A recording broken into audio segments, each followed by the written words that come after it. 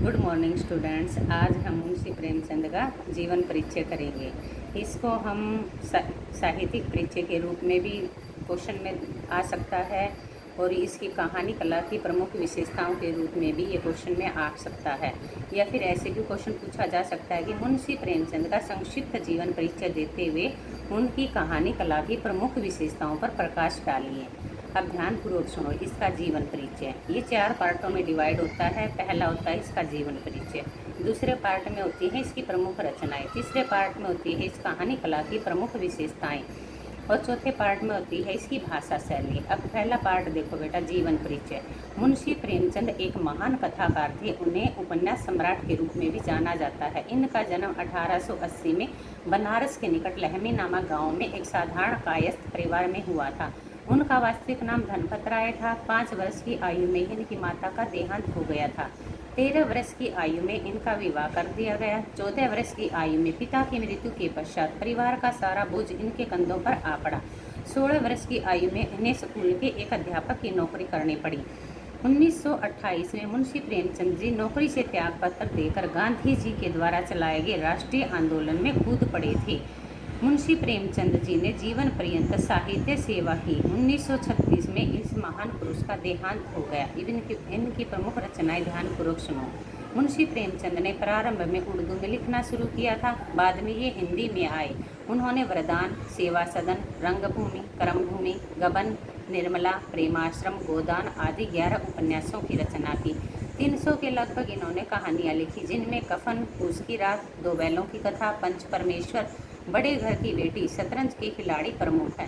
कहानी कला की विशेषताएं इसका 3rd पार्ट है। मुंशी प्रेमचंद जी का संपूर्ण कहानी साहित्य मानसरोवर के 8 भागों में संकलित है। कहानी कला की दृष्टि से मुंशी प्रेमचंद अपने युग के श्रेष्ठ कहानीकार हैं। इन्होंने कहानी कला की प्रमुख विशेषताएं निम्नलिखित हैं। विषय की विभिन्नता। मुंशी प्रेमचंद की कहानियों में विभिन्न विषयों का वर्णन किया गया है। उनके जीवन के विविध पक्षों पर उन्होंने जीवन के विविध पक्षों पर जमकर कलम चलाई है। प्रेमचंद शताब्दियों से पददलित, अपमानित, शोषित कृषकों की आवाज़ थे। पर्दे में कैद, पद पद पर लांछित, अपमानित और शोषित नारित जाति की महिमा के वे जबरदस्त वकील थे। गरीबों और बेकसों के महत्व के प्रचारक थे। अगर आप उत्तर भारत की समस्त जनता के आचार विचार, भाव, रहन सहन, सूझबूझ जानना चाहते हैं तो प्रेमचंद से उत्तम परिचारक आपको नहीं मिल सकता। गांधीवादी विचारधारा का प्रभाव। मुंशी प्रेमचंद के संपूर्ण साहित्य पर गांधीवादी विचारधारा का प्रभाव देखा जा सकता है। इस संबंध में मुंशी प्रेमचंद स्वयं यह स्वीकार करते हैं कि मैं दुनिया में महात्मा गांधी को सबसे बड़ा मानता हूँ। उनका उद्देश्य भी यही है कि मजदूर और काश्तकार सुखी हों। महात्मा गांधी हिंदू और मुसलमानों को एक करना चाहते थे, उसी प्रकार मुंशी प्रेमचंद भी गांधीवादी आदर्शों पर चलते हैं और उनका समर्थन करते हैं। अब इसका 3rd पार्ट देखो बेटा। देखो, मानव स्वभाव का विश्लेषण। मुंशी प्रेमचंद ने अपनी कहानियों में जहां अपने पात्रों के बाह्य आकार, रंग, रूप का वर्णन किया है, वहां उनके मन का भी सूक्ष्म विवेचन किया गया है।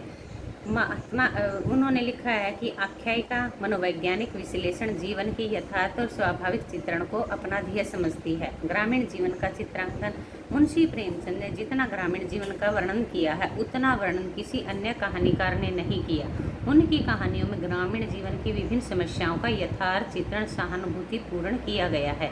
उन्होंने अपने कथा साहित्य में गाँव के गरीब किसानों, मजदूरों, काश्तकारों, दलितों और पीड़ितों के प्रति विशेष संवेदना दिखाई है। आदर्शोन्मुखी यथार्थवाद। मुंशी प्रेमचंद ने अपनी कहानियों में जीवन की विभिन्न समस्याओं का यथार्थ चित्रण किया है। उन्होंने कहानियों में यथार्थ और आदर्श का अनुपम सौंदर्य दर्शाया है।